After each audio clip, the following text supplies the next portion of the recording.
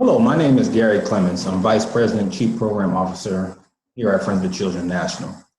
The goal of this webinar is to describe our program model and kind of what we do in great detail.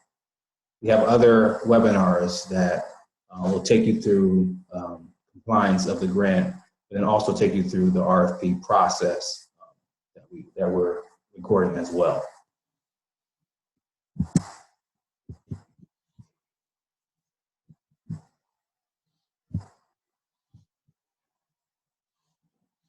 I wanted to start with a brief video that gives a high-level overview, again, of what we do, and I think it really captured an essence of Friends of the Children. Every child grows up with a head full of stories, and stories are powerful because the ones we believe about ourselves shape the way we live, the choices we make, and ultimately the story we write for ourselves. For many children growing up in the cycle of generational poverty, the story often goes like this. You have no future, no potential. There's no way out of the world you're born into. Your highest hope is just to survive, just to make it through realities like abuse and neglect. And when you're born into this kind of story, it's not just that your resources are limited, but your vision is limited and your choices are limited. And under the weight of this story, it's nearly impossible for a child not to become the liability they already believe they are, to give up on school, to fall into substance abuse, to become incarcerated, to become parents in their teens. And when they believe this story, a child is destined to pass on these patterns and cause the cycle of generational poverty to continue. And when this story perpetuates across the 2.2 million children in poverty, across cities, across generations, so does the cost that it takes on society. But what if someone were to step in and tell a different story? What if someone said, you're not a burden, you're not a liability, you're an immensely valuable asset, a person that is worth investing in? For over 20 years, Friends of the Children has been telling that story. Friends of the Children is a nonprofit organization that's transforming lives and breaking the cycle of poverty through the power of relationships. We've found that all it takes is one person to show the way out, one person to stay by a child's side for the long haul, no matter what, to enable them to thrive. To that end, children who enter the program are paired with a friend who will guide and support the child for their entire 12-year journey through school, from kindergarten to graduation. These friends are full-time, paid, trained professionals who help children live out a better story every day. This kind of commitment has monumental effects on the system of poverty. Although 60% of these children have had parents incarcerated, 97% avoid the juvenile justice system. Although half of these children have parents who dropped out of high school, 85% graduate. Although 85% of these children were born to a teenage parent, 98% avoid early parenting. These kinds of breakthroughs have the power to change our entire economy. The Harvard Business School Association of Oregon estimates that helping one child live out a new story can save the United States around $900,000. Each dollar invested in a child returns 7 to the community. And what those numbers fall short of capturing is the immeasurable value of changing a life. At Friends of the Children, we've seen success, but there are millions of lives. The price is high, the demand is high, but the rewards are higher. Millions of children need to hear a truer story, a more hopeful story, one with a happy ending. Become a part of that story today.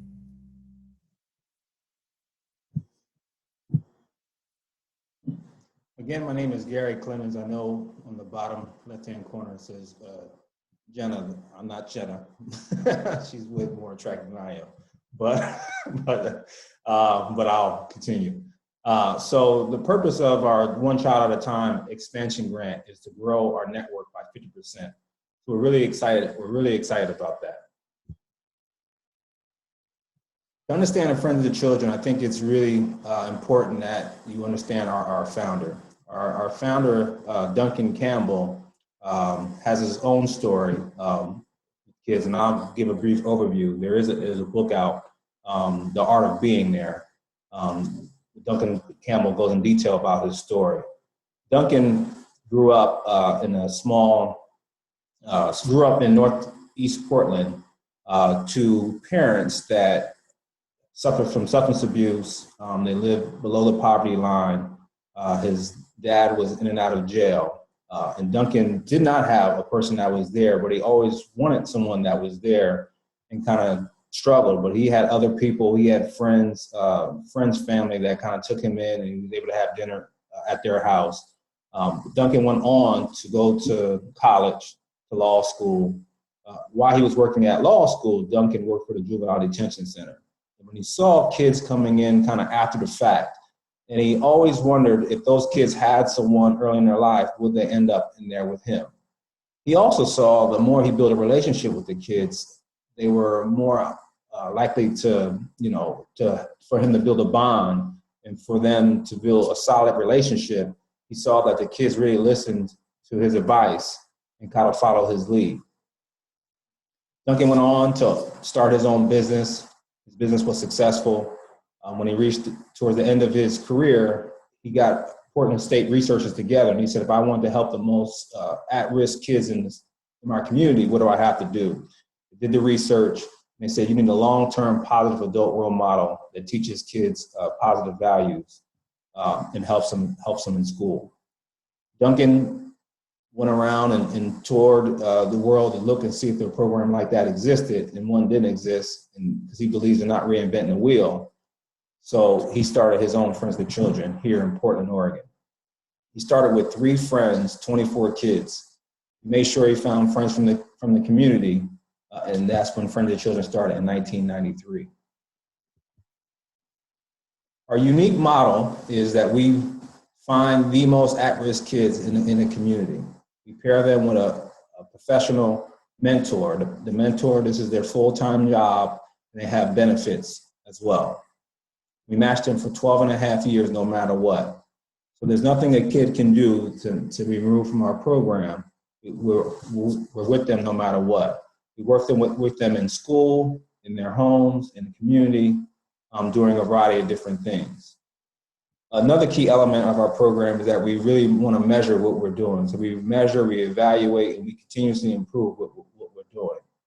So all the friends, they all document their work, and we really believe in having reports and looking at performance of our efforts, but then also looking at the impact and outcomes that we have with kids.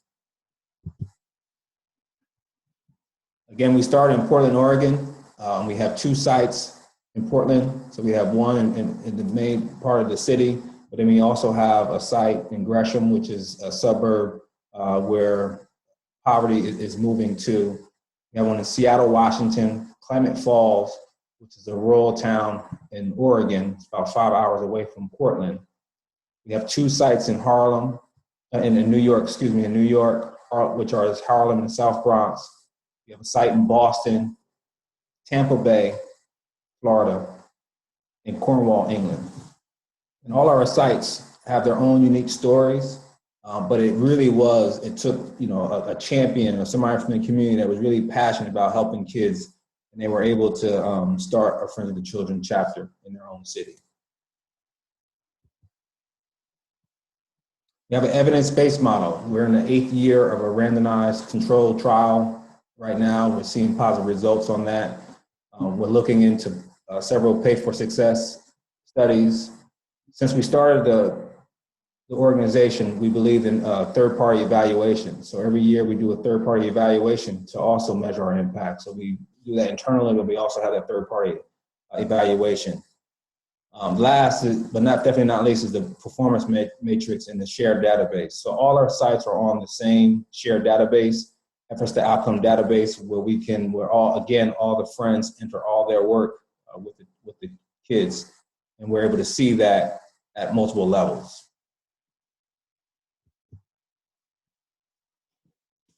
We have results, 20 years of results. We focus on 3 long-term outcomes.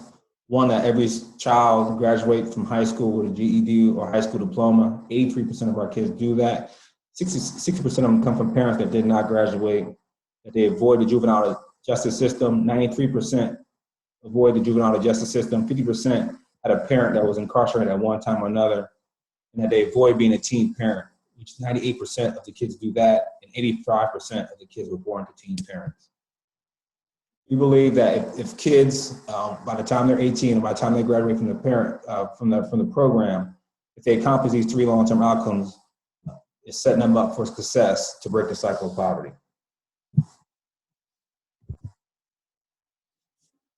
The program model, we have, when you look at this slide, we have our 3 long-term outcomes to the right, which I just went over, but we also have intermediate outcomes that we're looking at yearly. We have 5 intermediate outcome categories, which are school success, social and emotional development, improved health, making good choices, and making sure kids have a plan and skills for the future. And in those intermediate outcome categories, if you want to go more into detail, you can look at those. We're looking at, like for school success, we're looking at monthly, quarterly, and yearly if kids are attending school, their behavior in school, and their course performance. And course performance, it can be defined as K through 5, we're making sure kids are reading at grade level. 6 through 8, they're passing math and English. And in high school, we're looking at their GPA. We also look at things like making sure kids are making good choices, that they're deciding to be in extracurricular activities. So we look to engage them and find their passion and sign them up for extracurricular activities, and that they're doing non-aggressive behaviors, so they're not getting into fights. Another big thing that we do and that we measure as well is that making sure that the kids are finding other positive allies in their life. So another great thing that the friends do is they really are trying to build a community around a child. So we want the child to not only have the friend in their life, but we also want them to identify and to build relationships with other positive adults in their life. If you go to the next, again, working my way to the left, we teach core assets. So that's really, we're really trying to empower these kids with these internal core assets. We have 9 core assets that we're empowering the kids with, such as growth mindset, positive relationship building, what I just went over. Find your spark, which is a really big thing, because that is really the fuel around everything that we do, because we do a thing called collaborative goal setting. Collaborative goal setting is really asking the child, what do they want? And when the child says, you know, I would like a pair of sneakers, we use that to really engage the child to work on building these core assets. And we really connect those sneakers to how they need to do well in school and how they need to make good choices. The last thing is the strategies in which we do them. So we have the one-on-one model where we work with kids one-on-one, we work with them in the community. So the friends will spend, especially K through 5, they will spend half the time in school with the child. So they work with the child in school, helping the child with their behavior in school, but then also with their coursework. And then we work with them outside of school. Outside of school, when we're working with them, again, we're trying to find their spark. We're engaging kids. If kids are interested in music, art, or sports, the friend is really engaging the child with that outside of school. But then they're also exposing them to a variety of different things. So if the kid hasn't never been to the beach, they take them to the beach. Kid never has been hiking before, they take them hiking, or the museum and other places like that. All the friends with the child, they all set 5 roadmap goals for the year. So they have a goal for each of our intermediate outcome categories. They'll pick a goal for the whole year with the child, and they work on those goals. And they monitor those goals every quarter. We also have group programming. So we have a built-in transition. So we have a K through 5 model, but then we also have the adolescent model, 6 through 12. So our adolescent model is really focused a lot on group programming, where we work with kids in groups, because kids want to be with their peers more. And when we work with them, we partner with other organizations that come in and maybe do classes for us, such as resume writing, music classes, cooking classes. Friends also are huge advocates for kids. So they really want to provide a social capital for kids.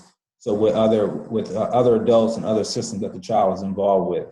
So we will help a child in a family get an IEP. We will also connect families to outside resources, such as housing or mental health resources. We do that. And then the last thing is the program support. Again, the program is not just a friend. All the friends have supervisors, and we have a program director for each site. So there's program support. There's also building relationships with the school system or the foster care system as well.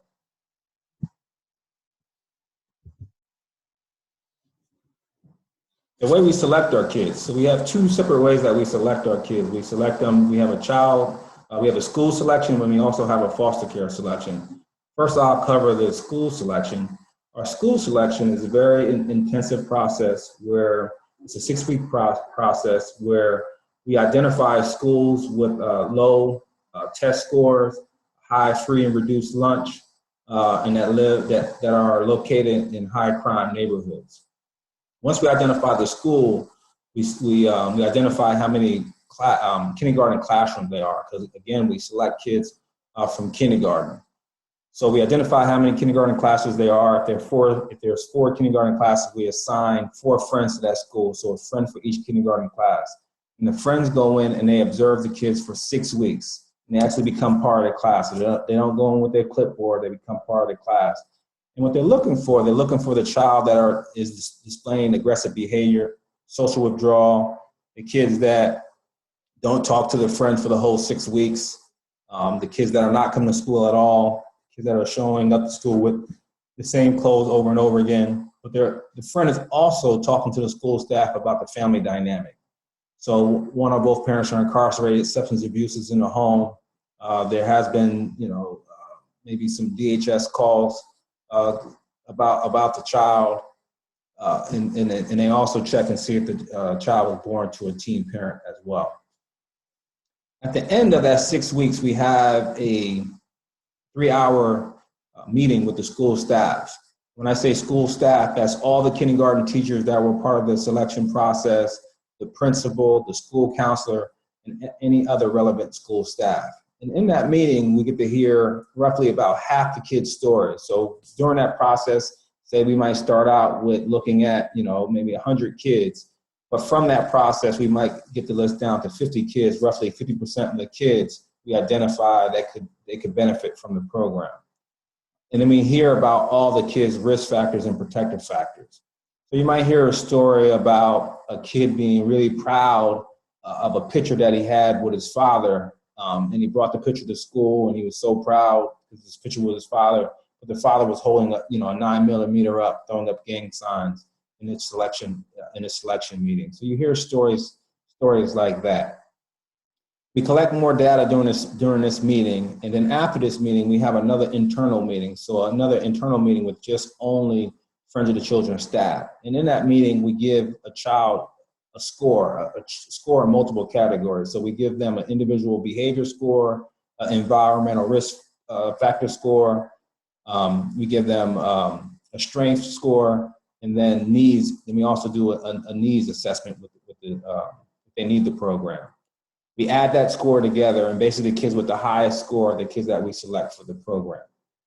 And so the kids with the most risk factors are the kids that we select for the program. The other way, like I mentioned, is the foster care selection. And it's very similar, but we don't have to do, since the kids are in foster care and we have all the information already, the local child services has the information, so we don't have to do the 6-week observation. So we use the CANS assessment to identify the most at-risk kids, along with looking at certain demographic fields, such as if they're likely to move out of the neighborhood. We might do a zip code. We want to service a certain area, and from that we select the kids. Once we identify the kids, we also do risk and protective factor questionnaires for them for our own internal records. And when we select kids from the foster care system, we identify kids age 4 to 7.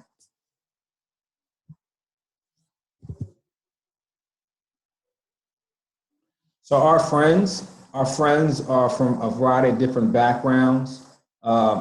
We pay our friends. This is their full-time job with benefits. This is a 40-hour-a-week job.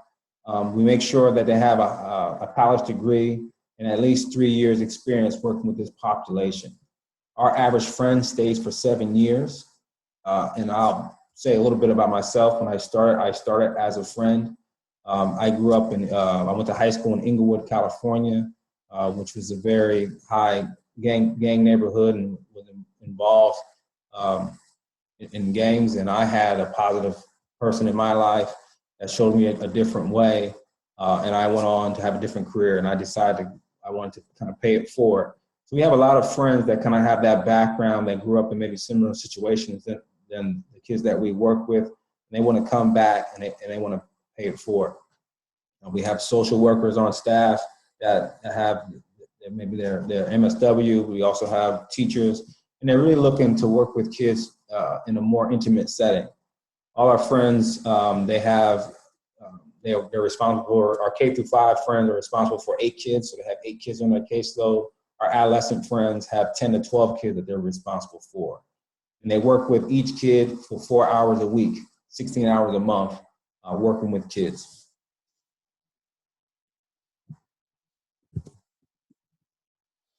Our training, we really believe in professional development. I think that's part of a key component of our model. So when the friends first get hired, they do a 40-hour onboarding where they really learn about the history of Friends of the Children, but they also learn about our 4 different frameworks of working with kids. And 2 of those frameworks are really a strength-based. So we really take a strength-based approach working with kids. And we also work with kids collaboratively, inclusively of cultures and systems that are in the child's life. So again, I always say we don't necessarily want to change the cards that the child's been dealt. We really want to teach the child how to play the cards they've been dealt. So we're not in a situation, we work alongside the families. We're not in a situation where we're trying to fix the kids. So we really go through and train friends on how to do that. We also have a trauma-informed training. We really believe in self-care. That's something that we really echo and really talk to friends a lot about. When we first do the interviewing of friends, we look for people that are able to have hobbies and things in place, that the job just won't be their everything. We look for people like that. And again, we really preach self-care. This is a 40-hour job. And we want friends to kind of, when it's time to stop working, we want them to go home with their families and their hobbies and take care of themselves. Because we believe if they're able to recharge, they're able to come back to work and be their full self, rather than to try to be everything for the child. We are mandatory reporters. That came into effect 5 years ago. So again, since we're working with kids in an intimate setting, we really try to build relationships with the family to know that we have their best interest in mind. But unfortunately, every now and then we do have to make a call.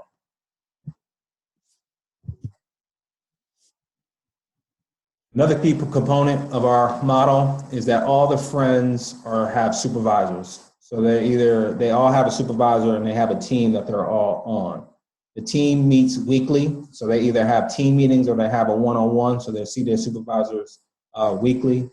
And in those team meetings or in their one-on-one sessions, they're talking about their roadmap goals that I mentioned earlier, but they're also talking about strategies on how to reach their roadmap goals. So if a kid is having poor attendance in that team meeting on that one-on-one, either the supervisor or their teammates, the other friends, are going to help them come up with strategies on helping that kid attend school. So you might hear a variety of things.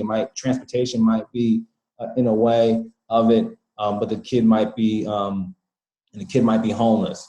So they talk to them about how to advocate for the school to provide transportation, or the child, if the child may be a little older, maybe waking up late. So they talk to the friend about, getting an alarm clock and helping the child to be a little more self-sufficient.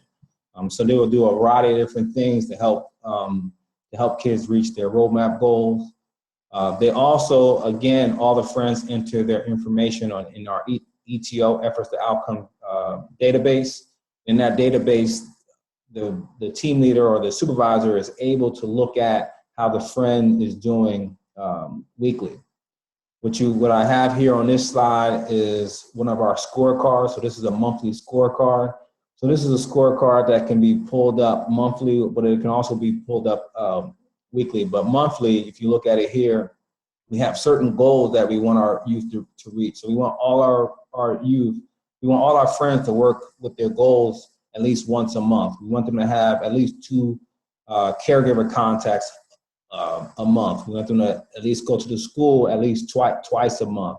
And when they go to the school, they're asking the teacher how they're doing on we call them the ABCs, on how they're doing on their attendance, behavior, and course performance. We want all the kids to be engaged in an extracurricular activity. We're measuring that monthly. And then we're also measuring how many hours the child is getting and how many outings that the child is getting.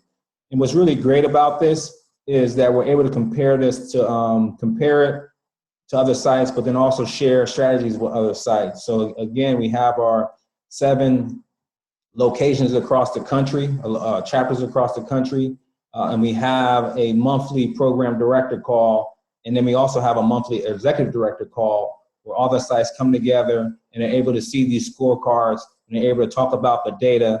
And if one site is doing well on working on their roadmap goals or their school success or engaging kids in extracurricular activity, they're able to share that with other sites. So we really believe in supporting each other at multiple levels, so at the executive director level, the program director level, all the way down to the friend level. We try to work together and we try to really help the kids reach the long-term outcomes.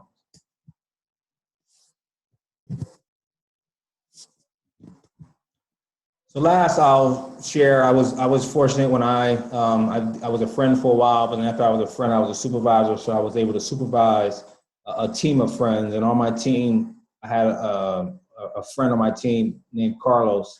Carlos had a young man, Patrick, that he worked with, and Carlos was able to work with Patrick for 12 years. So he was his friend for 12 years. And it was great to hear the personal stories about Patrick that Carlos used to tell in his team meetings. But I also have a personal experience with Patrick as well. Patrick played football when he was in high school, and I had a friend that was his coach, and I didn't realize that I didn't realize Patrick went to the same high school where my friend coached, and I was talking to my friend about about how his coaching going, and he was telling me about his teams, and he actually coached the running backs with the same position that Patrick played. And he said, I have this one kid, I don't know if he's going to get a college scholarship, but I will say he's a good kid and he really works hard in practice and he's well coached. And then I later found out that kid was Patrick, and for me that was really the ultimate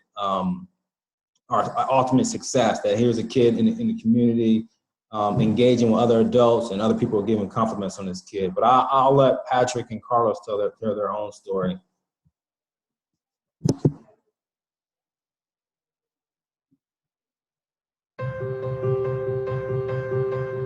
I met Patrick in 1998 when he was headed off into the first grade.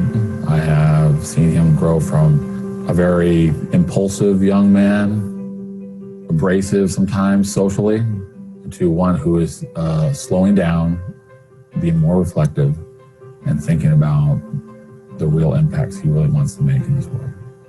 I could feel like my life was going to spiral out of control. I could see it spiraling out of control, and that's Carlos. I mean, Carlos filled that sickness, I want to say, just with more energy, more passion, pride, and feeling of joy is kind of the thing that Carlos has always given me. And so it's that ability to make me feel as though I can keep going and I can tackle any challenge. And Patrick comes from the most challenging circumstances you can imagine.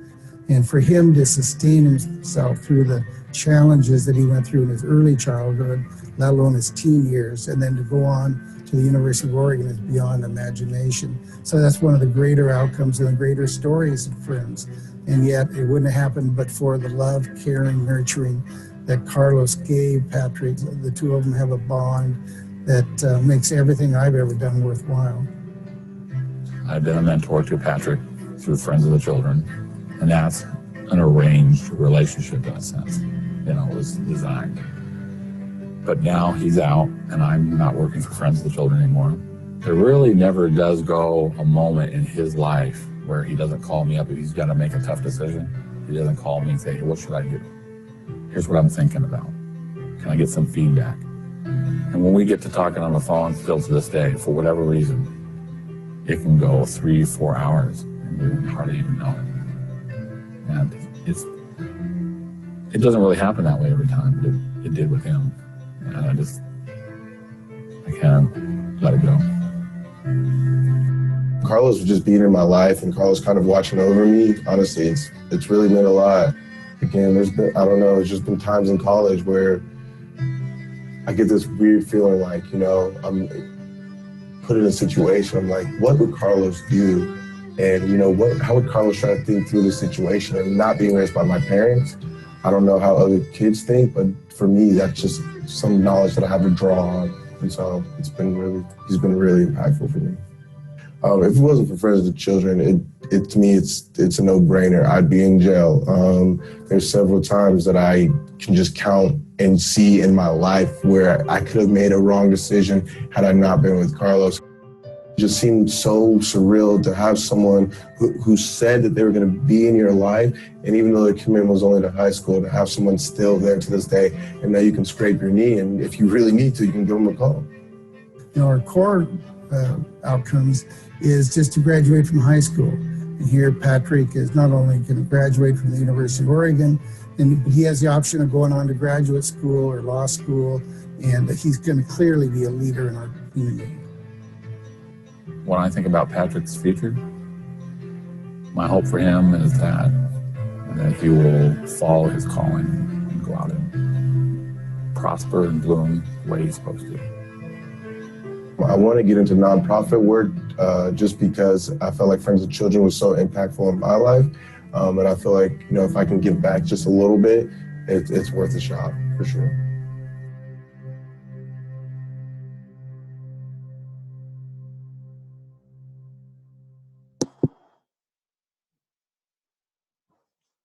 So again, thank you for spending this time with me. We have other webinars. One that's happening October 24th. And again, that's going to go over the request for application process. We have another one that's happening October 31st, and that's going to talk about the compliance and the project evaluation. If you have more questions, feel free to email us at sif@friendsofthechildren.org. Again, this is Gary Clemens, and I thank you for spending the time with me.